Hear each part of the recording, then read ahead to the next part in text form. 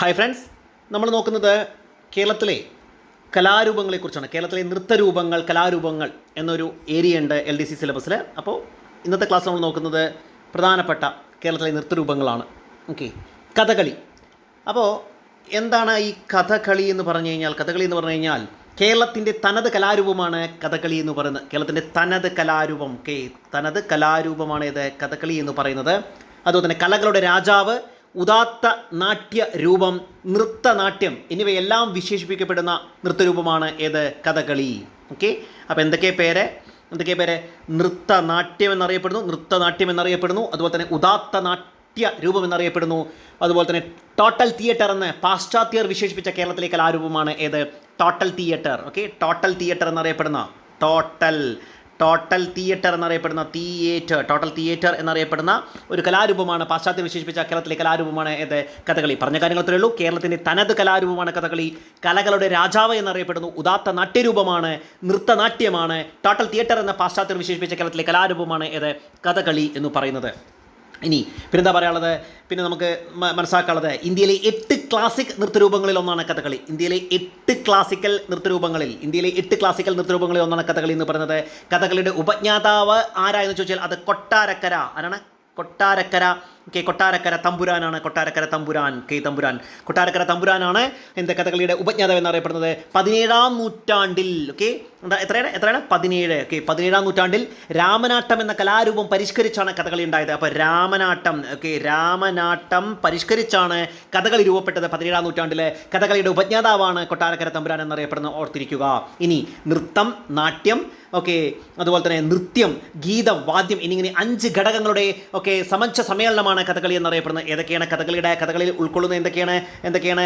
നൃത്തമുണ്ട്. നൃത്തമുണ്ട്, അതുപോലെ തന്നെ നാട്യമുണ്ട്. അതുപോലെ തന്നെ നൃത്തം, നാട്യം, നൃത്യം, അതുപോലെ തന്നെ ഗീതം, അതുപോലെ തന്നെ വാദ്യം, ഇങ്ങനെ വാദ്യം അങ്ങനെ 5 ഘടകങ്ങളുടെ സമഞ്ജ സമ്മേളനമാണിത് കഥകളി എന്നറിയപ്പെടുന്നത്. കഥകളി മുദ്രകൾക്ക് അടിസ്ഥാനമായ ഗ്രന്ഥമാണ് ഏത്? ഹസ്തലക്ഷണ ദീപിക എന്നറിയപ്പെടുന്നത്. ഹസ്തലക്ഷണ ദീപിക എന്നറിയപ്പെടുന്നത് കഥകളി മുദ്രകൾക്ക് അടിസ്ഥാനമായ ഗ്രന്ഥമാണ്. കഥകളിയിലെ മുദ്രകളുടെ എണ്ണം എത്രയെന്ന് ചോദിച്ചു കഴിഞ്ഞാൽ അത് 24 എണ്ണമാണ് കഥകളിയിലെ മുദ്രകളുടെ എണ്ണം എന്നറിയപ്പെടുന്നത്. കേളികൊട്ട്, അരങ്ങുകേളി, തോടയം, വന്ദന ശ്ലോകങ്ങൾ, പുറപ്പാട്, മേളപ്പദം, കഥാഭിനയം, ധനാശി എന്നിവയാണ് കഥകളിയിലെ ചടങ്ങുകൾ. അപ്പോൾ ഏതൊക്കെയാണ് ചടങ്ങുകൾ? ഒന്നുകൂടി പറയാം. ഏതൊക്കെയാണ് കഥകളിയിലെ ചടങ്ങുകൾ? കേളികൊട്ടുണ്ട്, അതുപോലെ തന്നെ അരങ്ങുകേളി, അതുപോലെ തന്നെ അരങ്ങുകേളി, തോടയം, കേളികൊട്ട്, അരങ്ങുകേളി, തോടയം, വന്ദന ശ്ലോകം, ഏതാണ്? വന്ദന ശ്ലോകം, അതുപോലെ തന്നെ പുറപ്പാട്, എന്താണ്? മേളപ്പദം, പുറപ്പാട്, അതുപോലെ തന്നെ മേളപ്പദം, അതുപോലെ തന്നെ മേളപ്പദം, കഥാഭിനയം, അതുപോലെ തന്നെ ധനാശി, എന്നിവയാണ് കഥകളിയിലെ ചടങ്ങുകൾ എന്ന് പറയുന്നത്. കഥകളി അവതരണത്തിലെ ആദ്യ ചടങ്ങാണ്. ആദ്യ ചോദ്യമാണ്, പ്രീവിയസ് ക്വസ്റ്റ്യമാണ്. എന്താണ്? പുറപ്പാടാണ് കഥകളി അവതരണത്തിലെ ആദ്യ ചടങ്ങ്. അല്ലെങ്കിൽ നായകന്മാർ അരങ്ങത്ത് പ്രവേശിക്കുന്ന ചടങ്ങാണ് ഈ പുറപ്പാട് എന്നറിയപ്പെടുന്നത്. കഥകളി അവതരണത്തിലെ അവസാന ചടങ്ങ് ഏതാ ചോദിച്ചു കഴിഞ്ഞാൽ അവസാന ചടങ്ങാണെന്ത്? ധനാശി. കഥകളി നടക്കുന്നുണ്ട് എന്ന് ദേശവാസികളെ അറിയിക്കാൻ വേണ്ടിയുള്ള വാദ്യപ്രകടനമാണ് എന്ത്? കേളികൊട്ട് എന്നറിയപ്പെടുന്നത്. പുറപ്പാടാണ് ആദ്യ ചടങ്ങ്, അവസാന ചടങ്ങ് ധനാശിയാണ്. എന്നാൽ കഥകളി നടക്കുന്നുണ്ട് എന്ന് ദേശവാസികളെ അറിയിക്കാൻ വേണ്ടിയുള്ള വാദ്യപ്രകടനമാണ് എന്ത്? കേളികൊട്ട്. എന്താ പറയുക? കേളികൊട്ട് എന്നറിയപ്പെടുന്നു. കഥകളി രംഗത്തെ വിളക്ക് വെച്ച് കഴിഞ്ഞാൽ ഉടൻ നടക്കുന്ന ചടങ്ങാണ് അരങ്ങുകേളി. അപ്പോൾ കഥകളി രംഗത്തെ വിളക്ക് വെച്ച് കഴിഞ്ഞാൽ ഉടൻ നടക്കുന്ന ചടങ്ങാണെന്ത്? അരങ്ങുകേളി എന്നറിയപ്പെടുന്ന ഓർത്തിരിക്കുക. കഥകളിയുടെ സാഹിത്യ രൂപം ഏതാണെന്ന് ചോദിച്ചിട്ടുണ്ട്. കഥകളിയുടെ സാഹിത്യ രൂപമാണ് ഇത്? ആട്ടക്കഥ എന്നറിയപ്പെടുന്ന കഥകളിയുടെ സാഹിത്യ രൂപമാണ് ആട്ടക്കഥ എന്നറിയപ്പെടുന്നത്. ആട്ടക്കഥ പ്രസ്ഥാനത്തിൻ്റെ ഉപജ്ഞാതാവ് ആരായെന്ന് ചോദിച്ചു കഴിഞ്ഞാൽ അത് കൊട്ടാരക്കര തമ്പുരാനാണ്. കൊട്ടാരക്കര തമ്പുരാനാണ്. എന്ത്? കൊട്ടാരക്കര തമ്പുരാനാണ് എന്ത്? ആട്ടക്കഥ പ്രസ്ഥാനത്തിൻ്റെ എന്താ ആട്ടക്കഥ എന്ന് പറഞ്ഞാൽ കഥകളിയുടെ സാഹിത്യ രൂപം. കഥകളിയുടെ സാഹിത്യ രൂപമാണ് എന്ത്? ആട്ടക്കഥ എന്ന് പറയുന്നത്. ആട്ടക്കഥ പ്രസ്ഥാനത്തിൻ്റെ ഉപജ്ഞാതാവാണ് കൊട്ടാരക്കര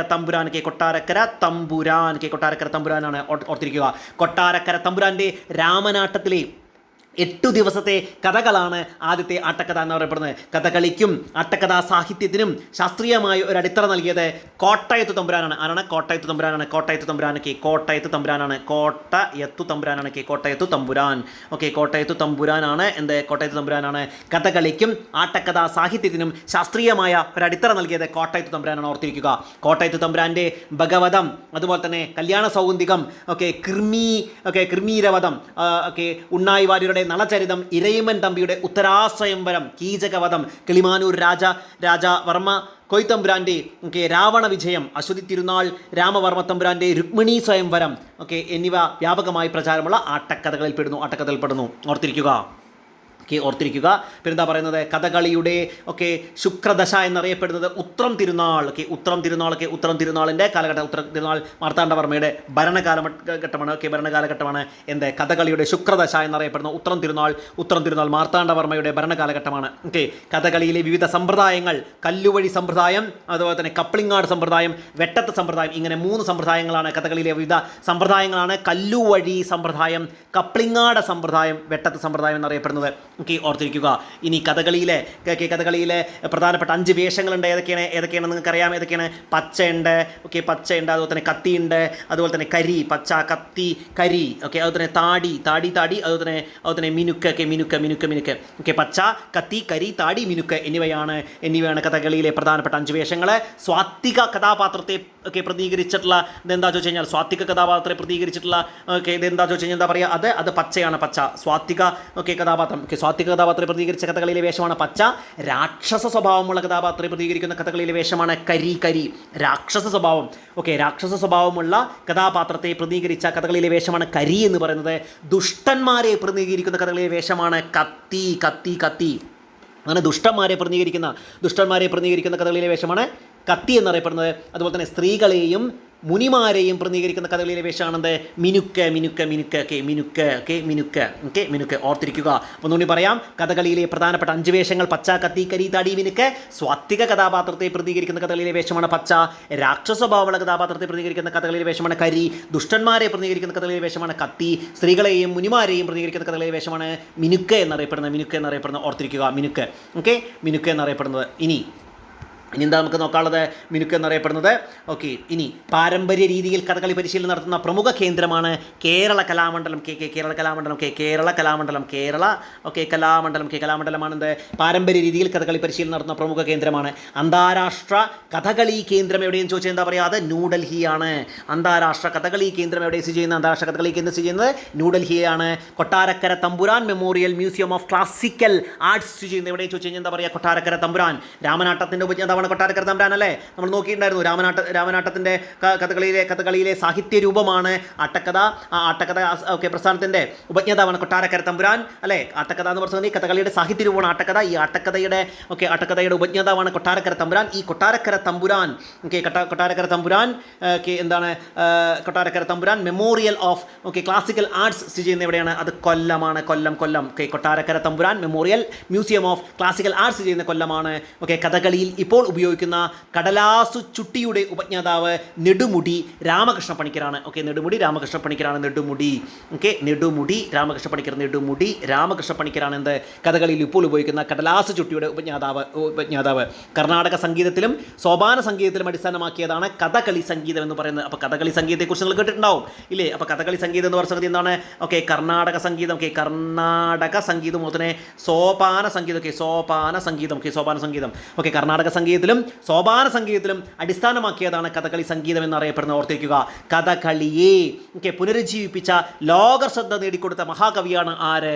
വള്ളത്തോൾ നാരായണ മേനോനാണ് കഥകളിയെ പുനരുജ്ജീവിപ്പിച്ച് ലോക ശ്രദ്ധ നേടിക്കൊടുത്താരാണ്? അത് വള്ളത്തോൾ നാരായണ മേനോനാണ് കഥകളിയെ പുനരുജ്ജീവിപ്പിച്ച് ലോക ശ്രദ്ധ നേടിക്കൊടുത്ത മഹാകവി. കഥകളിയിൽ ഉപയോഗിക്കുന്ന വാദ്യങ്ങൾ ഏതൊക്കെയെന്ന് ചോദിച്ചു കഴിഞ്ഞാൽ എന്താ പറയുക? കഥകളിയിൽ ഉപയോഗിക്കുന്ന വാദ്യങ്ങളാണ് എന്തൊക്കെയുള്ളത്? ചെണ്ട ഉപയോഗിക്കുന്നുണ്ട്, ചെണ്ടുണ്ട്, മദ്ദളമുണ്ട്, ചെണ്ടുണ്ട്, അതുപോലെ തന്നെ മദ്ദളം, ചെണ്ടുണ്ട്, മദ്ദളമുണ്ട്, ചേങ്ങില, ചെണ്ട, മദ്ദളം, ചേങ്ങില, അതുപോലെ തന്നെ ഇലത്താളം, ഇലത്താളം, ചെണ്ട, മദ്ദളം, ചേങ്ങില, ഇലത്താളം. ചെണ്ട ഉണ്ട്, മദ്ദളമുണ്ട്, ചേങ്ങിലുണ്ട്, ഇലത്താളുണ്ട്, ഇടയ്ക്ക. ഓക്കെ ഓക്കെ ഇടയ്ക്ക. ഓക്കെ ഇടയ്ക്ക. അതുപോലെ തന്നെ ശംഖ് എന്നിവയാണ് കഥകളിയിൽ ഉപയോഗിക്കുന്ന വാദ്യങ്ങൾ. അപ്പോൾ കഥകളിയിൽ ഉപയോഗിക്കുന്ന വാദ്യങ്ങൾ നമ്മൾ പറയാം: ചെണ്ട, മദ്ദളം, ചേങ്ങില, ഇലത്താളം, ഇടയ്ക്ക, ശംഖ്. ഓക്കെ ചില സ്ഥലങ്ങളിൽ പഞ്ചമേളം എന്ന ശുദ്ധമേളവും ഉപയോഗിക്കാറുണ്ട്. ഓക്കെ ചില സ്ഥലങ്ങളിൽ പഞ്ചമേളം എന്ന ശുദ്ധമേളവും ഉപയോഗിക്കാറുണ്ട്. അപ്പോൾ നമ്മൾ നോക്കിയത് കഥകളിയെക്കുറിച്ചിട്ടുള്ള ഓവറോൾ ആയിട്ടുള്ള കാര്യങ്ങളാണ്. നമ്മൾ നോക്കിയത് കഥകളി എന്ന് പറയുന്നത്. അടുത്ത് നമ്മൾ നോക്കാൻ പോകുന്നത് ഇതിനെക്കുറിച്ചാണ്: മോഹിനിയാട്ടം. മോഹിനിയാട്ടത്തെക്കുറിച്ചാണ് നമ്മൾ നോക്കുന്നത്. മോഹിനിയാട്ടം. എന്താ മോഹിനിയാട്ടത്തെക്കുറിച്ച് പറയാനുള്ളത്? കേരളത്തിൻ്റെ തനത് ലാസ്യ നൃത്ത കലാരൂപമാണ്. ലാസ്യ നൃത്ത കലാരൂപം. ലാസ്യ നൃത്ത കലാരൂപമാണ് എന്ത് മോഹിനിയാട്ടം. മലയാളത്തിലെ ഒരേ ഒരു ശാസ്ത്രീയ സ്ത്രീ നൃത്തകലയാണിത്. ഏത് മോഹിനിയാട്ടം എന്ന് പറയുന്നത്. കഥകളിക്കൊപ്പം ക്ലാസിക്കൽ പദവി ലഭിച്ച കേരളത്തിലെ നൃത്തരൂപമാണ് മോഹിനിയാട്ടം. അപ്പോൾ കഥകളിക്കൊപ്പം ക്ലാസിക്കൽ പദവി ലഭിച്ചത്, കഥകളിക്കൊപ്പം ക്ലാസിക്കൽ പദവി ലഭിച്ചത് ആർക്കാണ്? അത് മോഹിനിയാട്ടത്തിന്. ലാസ്യഭാവത്തിന് കൂടുതൽ ഊന്നൽ നൽകുന്നതും ദേവദാസി സമ്പ്രദായത്തിൽ നിന്ന് ഉടലെടുത്തതുമായ കേരളീയ നൃത്തരൂപമാണ് മോഹിനിയാട്ടം എന്നറിയപ്പെടുന്നത്. ആദ്യം അവതരിപ്പിച്ച ദേവദാസികളായതുകൊണ്ട് ഇതിനെ ദാസിയാട്ടം എന്നും അറിയപ്പെടുന്നു. ദാസിയാട്ടം എന്നും ഇത് അറിയപ്പെടുന്നു. ഇത് മോഹിനിയാട്ടം എന്ന് പറയുന്നത്. അപ്പോൾ ലാസ്യഭാവത്തിന് കൂടുതൽ ഊന്നൽ നൽകുന്നതും ദേവദാസി സമ്പ്രദായത്തിൽ നിന്ന് ഉടലെടുത്തതുമായ കേരളീയ നൃത്തരൂപമാണ് ഇത് മോഹിനിയാട്ടം. ആദ്യം അവതരിപ്പിച്ചത് ദേവദാസികളായതുകൊണ്ട് ഇതിനെ ദാസിയാട്ടം എന്നറിയപ്പെടുന്നു. 9 മുതൽ 12 നൂറ്റാണ്ട് വരെയുള്ള ചേര ഭരണകാലത്താണ് മോഹിനിയാട്ടം പ്രസിദ്ധിയാർജിച്ചത്. അപ്പോൾ ചേര ഭരണകാലം അവരുടെ ഭരണകാലഘട്ടം എന്ന് പറഞ്ഞാൽ 9 മുതൽ 12 നൂറ്റാണ്ട് 9 മുതൽ 12 നൂറ്റാണ്ട് വരെ നൂറ്റാണ്ട് വരെയാണ് ഈ ചേര ഭരണകാലം ഉണ്ടായിരുന്നത്. അവിടെയാണ് മോഹിനിയാട്ടം പ്രസിദ്ധിയാർജിച്ചത്. മോഹിനിയാട്ടത്തിൻ്റെ പുനരുജ്ജീവനത്തിന് മുഖ്യ പങ്ക് വഹിച്ചൊരു വ്യക്തിയാണ് ആര് തിരുവിതാംകൂർ മഹാരാജാവായിട്ടുള്ള സ്വാതി തിരുനാളൊക്കെ. അപ്പോൾ മോഹിനിയാട്ടത്തിൻ്റെ പുനരുജ്ജീവനത്തിന് മുഖ്യ പങ്ക് വഹിച്ച തിരുവിതാംകൂർ മഹാരാജാവാണ് സ്വാതി തിരുനാൾ എന്ന് പറയുന്നത്. മോഹിനിയാട്ടത്തിൻ്റെ മാതാവ് എന്നറിയപ്പെടുന്നവരാണ് കലാമണ്ഡലം കല്യാണിക്കുട്ടിയമ്മയാണ് മോഹിനിയാട്ടത്തിൻ്റെ അമ്മ.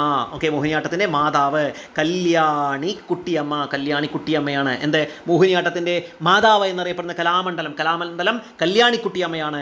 മോഹിനിയാട്ടത്തെ ഇന്ന് കാണുന്ന രീതിയിൽ പരിഷ്കരിച്ച കേരള കലാമണ്ഡലത്തിൻ്റെ സ്ഥാപകൻ കൂടിയായ മഹാകവി വള്ളത്തോളാണ്. ഓർത്തിരിക്കുക. ഇനി എന്താ പറയാനുള്ളത്? മോഹിനിയാട്ടത്തെക്കുറിച്ച് രേഖാമൂലമുള്ള പരാമർശം ആദ്യമായി കാണുന്നത് മഴമംഗലം നാരായണൻ നമ്പൂതിരി രചിച്ച വ്യവഹാരമാലയിലാണ് ആദ്യമായിട്ട് ഇതിനെക്കുറിച്ച് ഒരു ആദ്യമായി കാണുന്ന മഴമംഗലം നാരായണൻ നമ്പൂതിരി രചിച്ച വ്യവഹാരമാലയിലാണ് മോഹിനിയാട്ടത്തെക്കുറിച്ച് രേഖാമൂലമുള്ള പരാമർശമുള്ളത്. കഥകളി പോലെ മോഹിനിയാട്ടത്തിലെ മുദ്രകൾക്ക് അടിസ്ഥാനമായ ഗ്രന്ഥമാണ് ഹസ്തലക്ഷണ ദീപികയാണ്. ഹസ്തലക്ഷണ ദീപിക ഏതാണ്? ഹസ്തലക്ഷണ ദീപിക. ഹസ്തലക്ഷണ ദീപികയാണ് കഥകളി പോലെ മോഹിനിയാട്ടത്തിലെ മുദ്രകൾക്ക് അടിസ്ഥാനമായ ഗ്രന്ഥം. ഓർത്തിരിക്കുക. ഇനി ഭാരതി, സ്വാതതി, ആരബടി എന്നിവയാണ് മറ്റ് 3 വൃത്തികൾ. അപ്പോൾ കൈശികി വൃത്തിയിൽ ഊന്നിയ ചലനങ്ങളാണ് മോഹിനിയാട്ടത്തിൻ്റെ മുഖമുദ്ര. കൈശികി വൃത്തി. എന്താണത്?